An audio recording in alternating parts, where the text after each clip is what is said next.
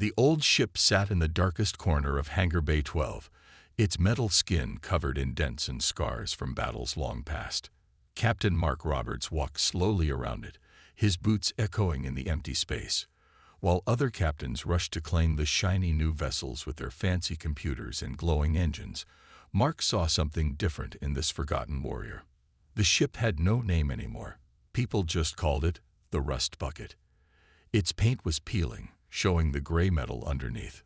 50 years of service had left their mark, but Mark knew that each dent and scratch told a story of survival.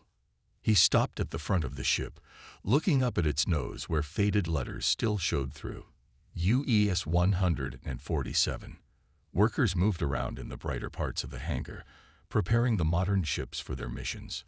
Some of them glanced his way and whispered, probably wondering why a captain would waste time with such an old vessel. Mark touched the cool metal of the hull. Under his fingers, he felt the solid construction that had protected crews through the First Contact War. Modern ships had thin walls, relying on energy shields for protection. But this ship, its hull was thick enough to take direct hits and keep flying. Tom Wilson, an old engineer who had worked on these kinds of ships before, walked up beside Mark. His gray hair and weathered face showed years of experience that younger engineers couldn't match. "They don't make them like this anymore," Tom said, knocking on the hull. The sound was deep and solid. These new ships, one hit in the right spot, and their whole system crashes. But this old girl, she'll keep flying even if half her systems are down. Mark nodded, remembering the reports he'd read about the ship's last battle. When 3 alien cruisers had attacked a colony, this ship had fought for 6 hours with major damage, protecting the settlers until help arrived. The captain and crew had earned medals for their bravery, but the ship had been retired, considered too old and too costly to repair. How long would it take to get her ready? Mark asked, walking toward the engine section. The massive engines were built to simple designs that any engineer could understand and fix. No complex AI systems, no quantum drives, just solid machinery that worked. Tom smiled, pulling out an old tablet with his notes. "Give me 2 weeks and a small team. She's in better shape than people think." Those old parts were built to last. He pointed to different areas of the ship, explaining what needed fixing. "The main computer is basic but reliable. Life support works fine. Engines need some care, but nothing major." As they talked, Lisa Cooper, a young navigator who had been watching from nearby, walked over. She had been turned down by other captains because they thought her ideas were too unusual. "Captain," she said, "I couldn't help overhearing. Are you really thinking of taking the ship?" Mark looked at her carefully. "What do you think about serving on an older vessel?" Lisa's eyes lit up. "The basic systems mean we can navigate without relying on AI. In fact, it might be safer. I studied the old methods: stars, magnetic fields, gravity patterns. This ship would let me use those skills." A small crowd had gathered now, curious about the activity around the old ship. James Miller, a combat specialist known for preferring simple weapons over new technology, joined them. "Sir," he said to Mark, "if you're putting together a crew, I want in. These old weapon systems are direct and reliable. No fancy targeting computers to fail at the wrong moment." Mark looked at the small group forming around him. Experienced people who understood the value of reliable technology. While other captains chased the newest ships with their untested systems, he had found something better: a solid vessel and a crew that knew how to use it. The captain made his decision. He turned to face his small team, his voice firm and clear. "Let's get started. We have 2 weeks to show everyone what this ship can really do." Behind them, the old ship seemed to stand a little prouder, as if knowing it would soon fly again. The Rust Bucket was about to prove that sometimes the oldest warriors are the most reliable. The emergency alarm woke Mark at 3 in the morning. Red lights flashed through the hallways of the space station as he rushed to the command center. Inside, officers huddled around screens showing strange signals coming from the edge of human space. "What do we know?" Mark asked, joining the group. Admiral Peters, his face tight with worry, pointed to the main screen. These signals started 2 hours ago, the Admiral said. They're like nothing we've seen before. Every expert says the same thing. It's not natural. And it's not friendly. He turned to face the room. The problem is, most of our modern ships are 3 weeks away on diplomatic missions. Tom, who had been working on the rust bucket, spoke up from the back. How long do we have? Maybe 2 days, maybe less, the Admiral replied. Whatever's coming, it's moving fast. He looked at the worried faces around him. I've called every ship we have, but they won't make it back in time. Mark stepped forward. Sir, the rust bucket can be ready in 36 hours. The room went quiet. Some officers tried to hide their smiles, thinking it was a joke. Admiral Peters didn't smile. That old ship, it barely has modern sensors. How could it help? Because it works, Mark said firmly. We've spent 2 weeks fixing it up. The weapons work, the engines are strong, and the crew knows what they're doing. He pointed to the strange signals on the screen. Whatever's coming, we'll be ready to face it. The Admiral looked around the room. No one else offered any solutions. Finally, he nodded. You have 36 hours, Captain. Make them count. The next day and a half was a blur of activity. Tom and his engineering team worked nonstop, checking every system. Lisa studied the old star charts, planning routes without depending on the modern navigation network. James tested the weapon systems, finding that they worked better than anyone expected. More crew members joined them. People who had worked on older ships, engineers who understood basic mechanics, soldiers who believed in simple, reliable systems. They all saw what Mark had seen. A ship that might not be pretty, but would keep fighting no matter what. 35 hours later, the rust bucket was ready. Its engines hummed with power, and its systems showed all green. The hull still looked old and beaten, but inside, everything worked perfectly. Mark stood on the bridge, looking at his crew. They weren't the youngest or the most decorated, but they knew their jobs. Tom sat at the engineering station, his experienced hands moving over the controls. Lisa stood ready at navigation, her charts spread out beside the simple computer display. James checked his weapons one last time, trusting the mechanical systems more than any AI. Captain, the radio crackled with Admiral Peters' voice. The signals are getting stronger. We're picking up what looks like ships, lots of them. Are you sure about this? Mark looked at his crew. They all nodded, ready to prove what their old ship could do. Yes, sir. We're ready. Then good luck, the Admiral said. You're all we've got until the fleet returns. Don't let us down. The huge hangar doors opened slowly, showing the darkness of space beyond. Mark took a deep breath and gave the order. Take us out, nice and steady. The rust bucket's engines roared to life. The ship lifted smoothly, its old systems working together perfectly. As they moved into space, Mark felt proud. No one had believed in this ship, but soon they would see what it could do. They flew toward the edge of human space, ready to face whatever was coming. The ship that everyone had laughed at was now humanity's only defense. And Mark knew that sometimes the oldest warrior was exactly what you needed for a fight. 6 hours into their journey, they saw the first signs of trouble.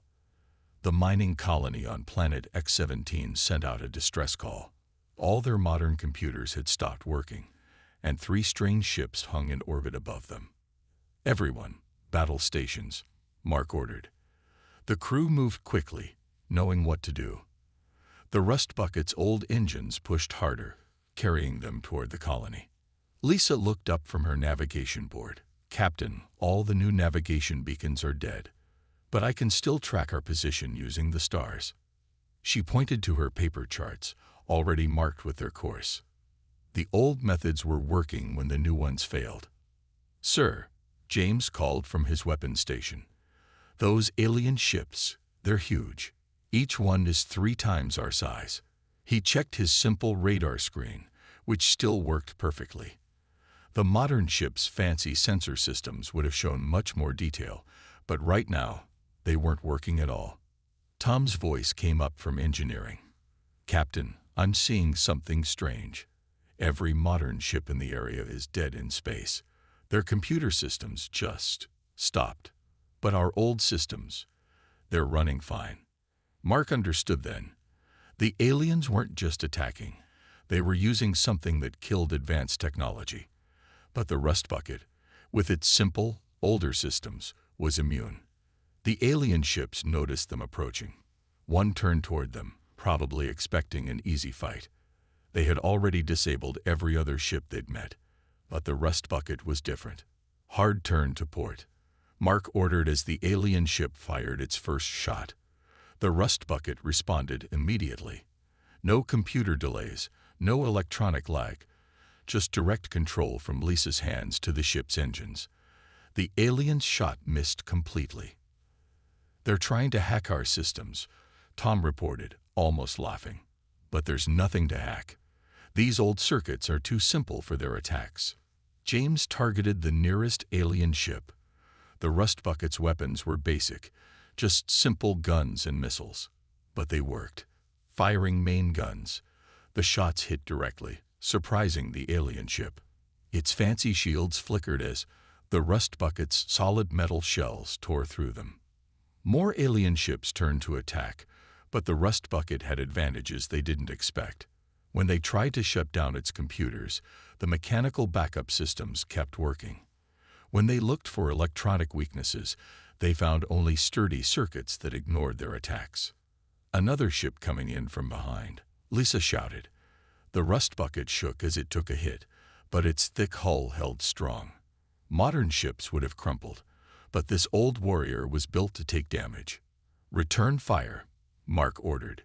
James pressed the firing controls, sending another burst of shells at the aliens. 2 direct hits. The enemy ship's lights flickered, and it turned away damage. Tom's voice came up again. "Hull is holding strong, Captain. These old plates are tougher than the new ones. We can take more hits." For an hour, they fought. The Rust Bucket moved between the alien ships and the colony, protecting the helpless people below.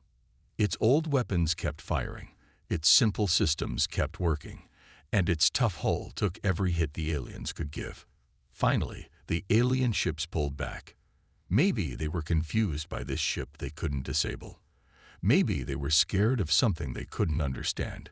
Whatever the reason, they turned and fled back into deep space. The bridge crew cheered. Their old ship had done what the modern ones couldn't. As they started helping the colony restore its systems, Mark patted the ship's control panel. The Rust Bucket had proven itself in its first real fight. "Good job, everyone," Mark said to his crew. "But this is just the beginning. Those ships will be back, and next time, they'll bring friends." The crew nodded, serious again. They had won this fight, but the real war was just starting. At least now they knew something important. Sometimes the best weapon against advanced technology was no advanced technology at all. News of the Rust Bucket's victory spread quickly. While other ships floated helpless in space, unable to use their advanced systems, the old ship kept fighting. More alien vessels arrived each day, but they couldn't figure out how to stop this one stubborn defender. Mark sat in the ship's mess hall with his crew, studying pictures of the alien ships they had fought. "Look at their design," he said, pointing to their smooth, perfect surfaces. "There's not a single backup system. They depend completely on their computers." Tom nodded, drinking his coffee. "That's their weakness. They've forgotten how to do things the simple way. Their crews probably don't even know how their own ships work anymore." He pulled out some old paper manuals he'd found in the ship's storage. "But we understand every pipe and wire in our girl." The ship shook suddenly. "Battle stations." Mark's voice echoed through the speakers. Everyone moved fast, running to their posts as 5 alien ships appeared on their radar. "They're trying something new," Lisa shouted from her station. The alien ships moved in a circle around them, sending out strange energy waves. On a modern ship, these waves would have frozen every system. But the rust bucket just kept going. Our hull is actually reflecting their attack, Tom reported from engineering. He sounded excited. The old metal they used to build this ship, it's denser than the new stuff. Their energy weapons can't get through. James worked his weapons with a smile. They're not used to ships that shoot real bullets either. Their shields are designed to stop energy beams, not solid metal. His next shot proved this, punching straight through an alien ship's defenses. The aliens tried new tricks. They sent out robotic fighters, but these small ships couldn't handle the rust bucket's thick armor. They tried computer viruses, but the old ship's simple systems ignored them. They even tried to trap the ship with energy nets, but the rust bucket's powerful engines just pushed through. Hard turn right, Mark ordered as an alien beam passed by. Lisa's hands moved smoothly over the controls. Modern ships would have calculated the perfect move, but Lisa's experience and instincts worked just as well. During the fight, Tom made an interesting discovery. "Captain," he called out, "their ships run hot when they use their fancy weapons. Our old heat sensors can track them even when they try to hide." Mark understood more about their enemy now. These aliens had developed their technology so far that they'd lost touch with the basics. They didn't know what to do against a ship that used simple machines and skilled human hands. The battle lasted 3 hours. The rust bucket took hits but kept fighting. Its thick hull got dented but never broke. Its old engines strained but never failed. By the end, 3 alien ships were badly damaged, and the others retreated. After the fight, the crew gathered on the bridge. They were tired but proud. Their ship had survived another battle, and they had learned more about their enemy's weaknesses. "Every time they attack, we learn something new," Mark said to his crew. "Their technology is amazing, but they rely on it too much. They've forgotten that machines are just tools. It's the people using them that matter." Lisa spread out her star charts, marking where the aliens had come from. "They're changing their attack patterns. Next time will be harder. Then we'll be smarter," Tom said firmly. "This old ship still has tricks they haven't seen." The crew nodded in agreement. Each battle taught them more about their ship's strengths and the aliens' weaknesses. The rust bucket wasn't just surviving anymore. It was becoming humanity's best weapon against an enemy that had forgotten the value of simplicity. Alarms blared throughout the rust bucket as the largest alien fleet they'd ever seen appeared on their radar. 15 massive ships surrounded them, their weapons glowing with strange energy. This wasn't just another battle. This was the aliens' attempt to finally destroy the ship they couldn't defeat. "Direct hit on Engine 2. Tom's voice cracked over the radio. Smoke filled the engineering section as he and his team rushed to make repairs. The old engine parts were tough, but even they had limits. "We're losing power." Mark held onto his chair as another blast rocked the ship. "Lisa, can we still move?" "Yes, but we're slower now." Lisa's hands moved quickly over her controls, guiding their damaged ship through the alien formation. "They're trying to box us in." James fired the main guns, but half of his weapons had stopped working after the last hit. "Captain, we're running low on ammunition. These ships are too tough. Our regular shells aren't doing enough damage." The situation looked bad. For the first time, the rust bucket's age was showing. Parts that had worked perfectly for weeks were finally breaking under the constant attacks. But the crew wasn't ready to give up. Tom appeared on the bridge, his face covered in grease and sweat. "Captain, I have an idea. It's crazy, but it might work." He pulled out an old engineering manual, pointing to a diagram. "We can redirect power from the damaged engine. It won't be safe, but it'll give us more energy than these aliens expect." "Do it," Mark ordered. He trusted Tom's knowledge of the old systems. Modern engineers would never try something so dangerous, but the rust bucket was built in a time when people took risks. The ship shook harder as Tom's team made the changes. Warning lights flashed everywhere as they pushed the old systems far beyond their normal limits. The remaining engine screamed in protest, but it held together. "Got another problem," James called out.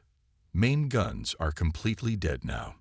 He looked at his simple targeting screen, thinking hard. But if we can get closer, maybe we can use the broken engine in a different way. Lisa understood immediately. You want to vent the damaged engine's fuel at them. That's insane. She paused, then smiled. I can get us into position. Mark nodded. It was dangerous, but they were out of options. Tom, can you set up the fuel dump? Already on it, Captain. Tom's voice was steady despite the danger. When that fuel hits their energy shields, it'll cause one hell of a reaction. The rust bucket turned slowly, its working engine pushing hard. The alien ships fired constantly now, sensing victory. But they didn't understand what the humans were planning. All hands, brace for impact, Mark shouted. Lisa lined up their approach perfectly, bringing them close to the biggest alien ship. Tom's voice came over the radio. Fuel dump ready. Now. The damaged engine's fuel sprayed out into space, looking like a cloud of silver mist. The alien ship's energy shields hit it, and for a moment, nothing happened. Then the fuel ignited. The explosion was bigger than anyone expected. The alien ship's shields overloaded completely, and the blast damaged 3 other ships nearby. In the chaos, the rust bucket escaped the trap, limping away on its one good engine. But they weren't safe yet. The ship was barely holding together. Corridors were filled with smoke, systems were failing, and they were almost out of weapons.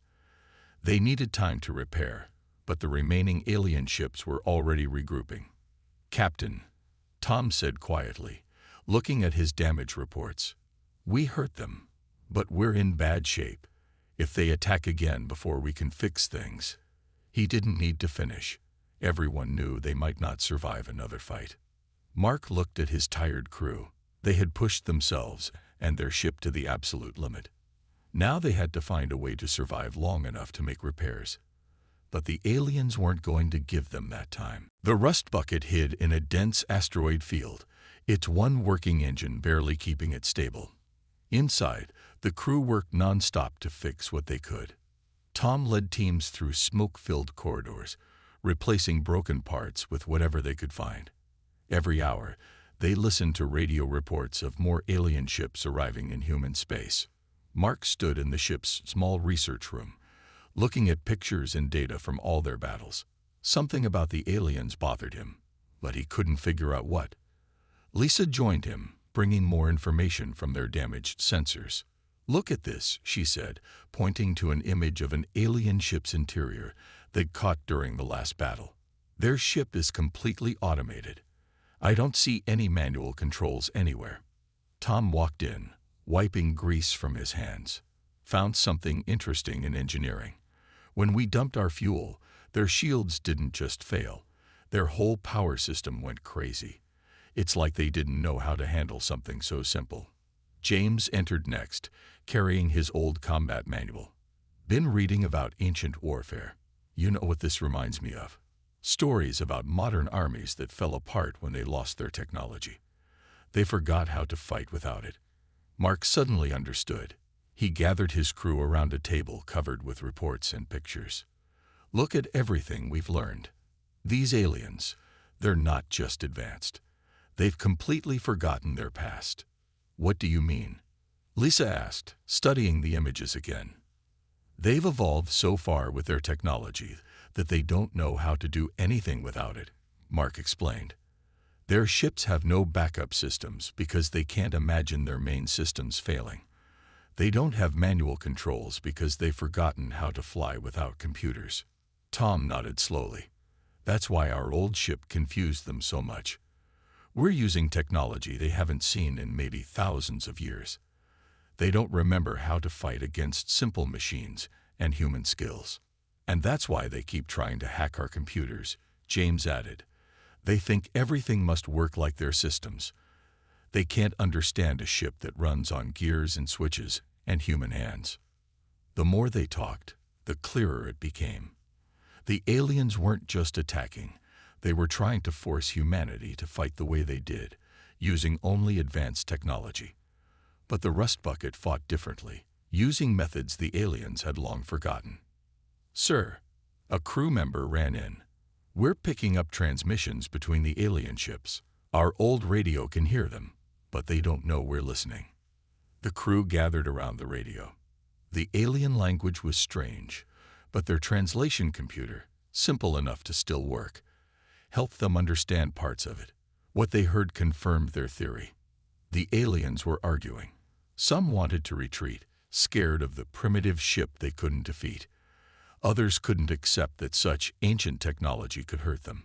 They had never faced an enemy that didn't rely on advanced systems. "That's their weakness," Mark said firmly. "They've trapped themselves in their own advancement. They have no backups, no alternatives, no understanding of simple solutions."